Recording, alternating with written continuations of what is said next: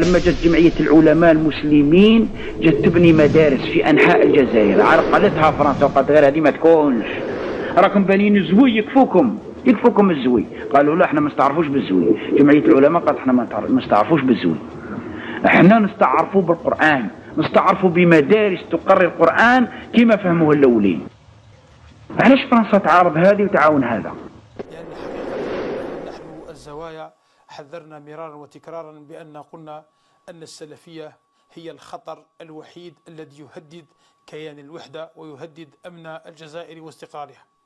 حينما قلنا هذا الكلام ثارت طائرة الجميع وقالوا بأنكم تستعملون الإقصاء تجاه هذه المجموعة، ولكن تبين في الأيام بأن هذه الطائفة اللي هي طائفة السلفية شكلت خطر حقيقي واستولت على المساجد، لأن أغلبية المساجد أو بعض المدارس القرآنية وبالأخص في الجزائر العاصمة هي تحت سيطرة السلفية، ولها أفكار هدامة، أفكار ليست لا في صالح الوطن ولا صالح الأمة ولا صالح المواطن، وهي تعمل على تشتيت وتفكيك النسيج العقائدي للمجتمع.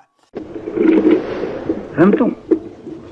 ان فرنسا جلست 130 سنة هنا ماشي باللعب، جلست بتدبير شيطاني.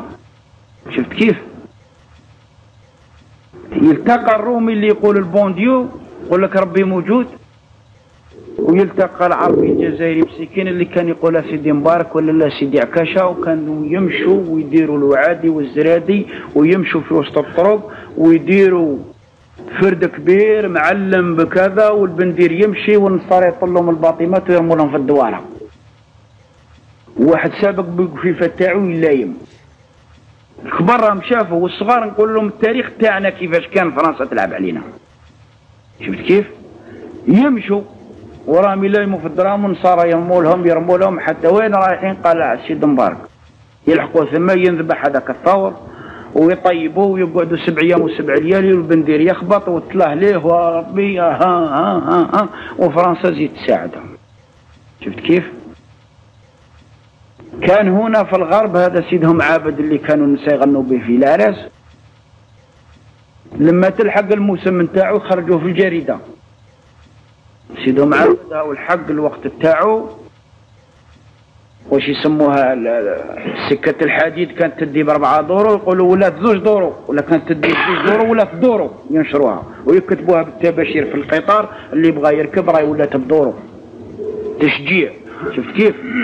وراه كل شيء ثم خالص 7 أيام و7 ليالي هما في الغرب، ويروحوا ثمايا الجوفرنور تاع فرنسا داير له الكرسي تاعو وحده، والمير والقايد والباشاقه وفلان وفلان، وقاعدين كل فيست تعرفوا على وجه الارض تلقاه ثمايا في هذاك الموسم تاع سيدهم عابد. احنا نفكروا فرنسا على تعاون هذا. انت لما جت تبني مدرسه، لما جت جمعيه العلماء المسلمين جت تبني مدارس في انحاء الجزائر، عرقلتها فرنسا وقالت غير هذه ما تكونش، راكم بانين الزوي يكفوكم الزوي. قالوا لا احنا ما نستعرفوش بالزوي. جمعيه العلماء قالت احنا ما نستعرفوش بالزوي، احنا نستعرفوا بالقرآن، نستعرفوا بمدارس تقرر القرآن كما فهموه الأولين. علاش فرنسا تعارض هذه وتعاون هذا؟ شكون فيكم يعرف الشيخ يحيى رحمه الله؟ الشيخ يحيى معلم رحمه الله، نسيب سي صادق وليدو راه خاطبا سي صادق، كان من جمعية العلماء رحمه الله وقرر القرآن 50 سنة، عاش معنا في مكة 6 سنين. يعني هذا التاريخ كله راني نستقيه منه ومن جد هذا الله يرحمه ثاني حاج بولان بن طلحه هذا كان من جمعيه العلماء. يعني تاريخ صحيح مش ماهوش مزور. هذا الشيخ يحيى هذا كان مره يدرس رحمه الله في الشبلي في مدرسه هناك، ويعلم الناس التوحيد ويعلمهم العقيده الصحيحه ويعلمهم كل شيء. مره في المسجد ثاني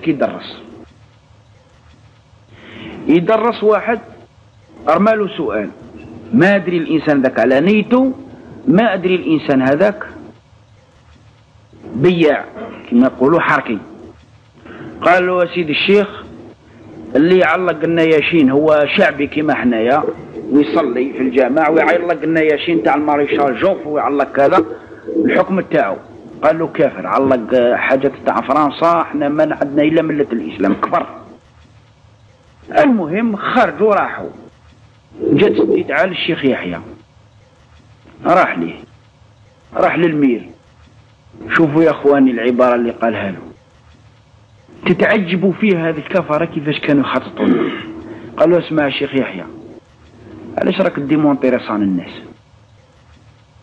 راهي ديمونطي في رصان الناس باش يفهموا، خليهم نايمين، علاش راك تحرك لهم في رصانهم؟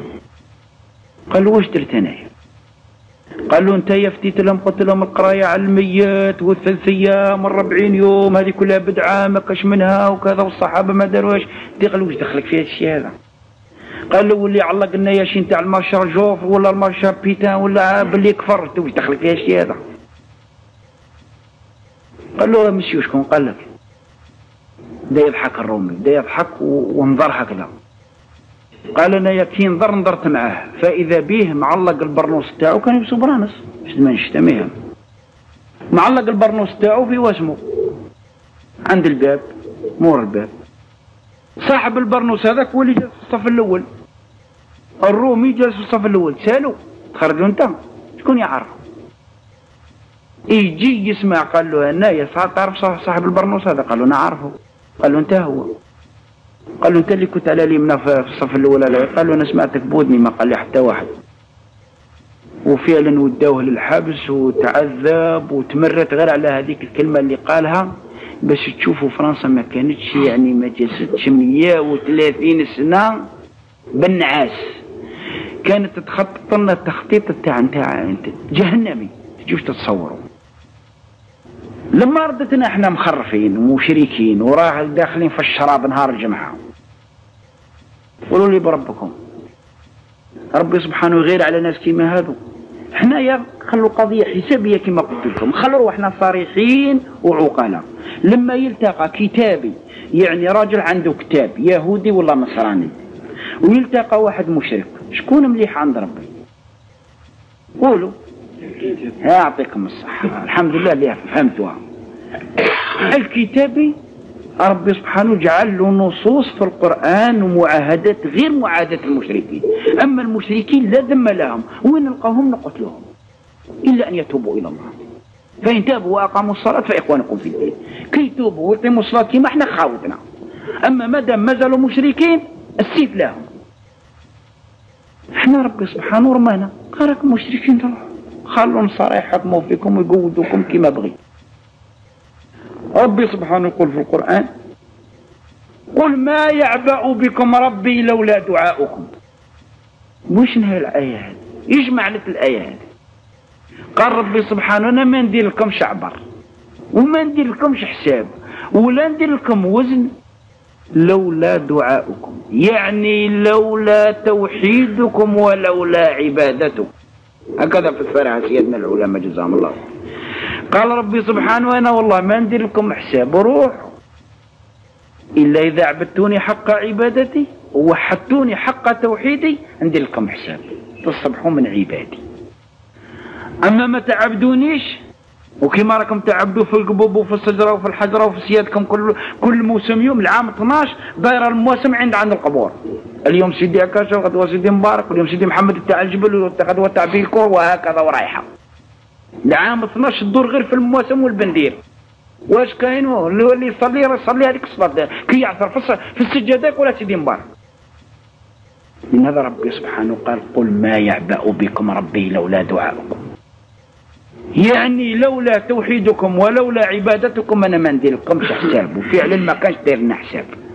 لما ربي سبحانه آذن وجات نخبة من العلماء جزاهم الله خير وبينوا التوحيد وبينوه للناس وخرجت الناس توحد ربي سبحانه، واللي كان عنده اعلام نتاع الشيطان كسروا.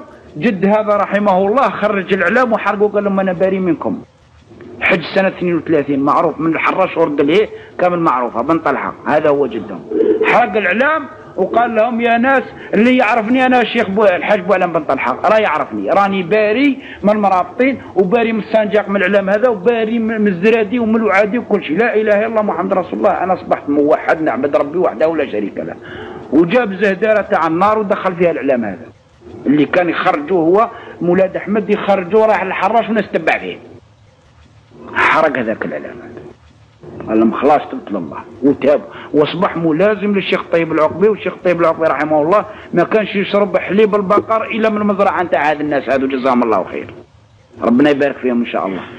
اذا نرجعوا للتاريخ كيفاش فرنسا كانت تخطط لنا. تعاون المرابطين، وتعاون اصحاب الزرادي، وتعاون اصحاب الوعادي، وتعاون كل صاحب بدعه وصاحب فكره، الا الانسان اللي بغى يقيم حد من حدود الله ولا بغى يفهم دينه صحيح. جزا الله معالي الشيخ خير الجزاء، وجعلنا الله واياكم ممن يستمعون القول فيتبعون احسنه.